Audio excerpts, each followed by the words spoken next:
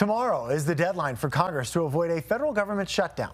If it happens, what could happen here in Colorado? We're asking your political reporter Sean Boyd to look into this. Sean, the deadline, of course, midnight tomorrow. And President Trump is saying he expects a shutdown. He met with leadership from both parties today, and they aren't budging. House Republicans passed a short-term funding bill, but it's stalled in the Senate, and time is running out.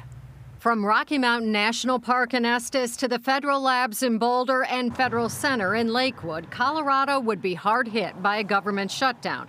The state has 54,000 federal workers, and President Trump is threatening not just furloughs, but firings in some cases. Assistant Democratic leader Joe Neguse says Democrats won't be intimidated. The notion that he would refuse to negotiate in good faith and instead make these sort of unlawful threats, I just think is the height of absurdity. Republicans need at least 7 Democrats in the Senate to pass a bill, and Democrats are using that leverage to get what they want: a permanent extension of health care tax credits and reversal of Medicaid cuts. Republican Congressman Gabe Evans says that's not happening. If the government shuts down here, it's going to be the Democrats' fault because they're the ones that are demanding that Republicans repeal these protections around fraud, waste, and abuse, and around illegal immigrants getting your taxpayer dollars, and they're demanding that we get rid of those. And apparently they're willing to shut the government down over it. While the government has had partial shutdowns in the past, this would impact virtually every federal agency, but not every federal employee will be furloughed. Essential employees will continue to work without pay, including FBI, DEA, and immigration agents, air traffic controllers, and TSA officers, and health and disaster relief workers. Social Security, Medicaid, and Medicare benefits will also continue, but food stamps will not.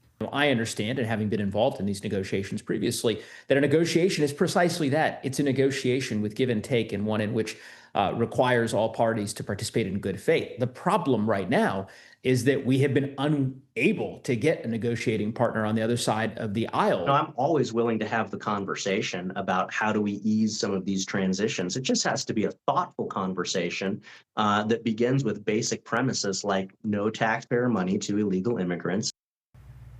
Governor Polis is preparing for a shutdown. He asked the Joint Budget Committee to set aside money for WIC, a federal nutrition program for women, infants, and children that will run out of money immediately. He is also asking the federal government to keep Rocky Mountain National Park open, saying 10% of its visits come in October. The furloughed workers will eventually get their back pay. Coming up at 6:30, how this standoff has put health insurance for hundreds of thousands of Coloradans in jeopardy. Yeah, certainly going to impact a lot of people. Sean, we'll have more reporting at 6:30. Thank you. A Denver restaurant owner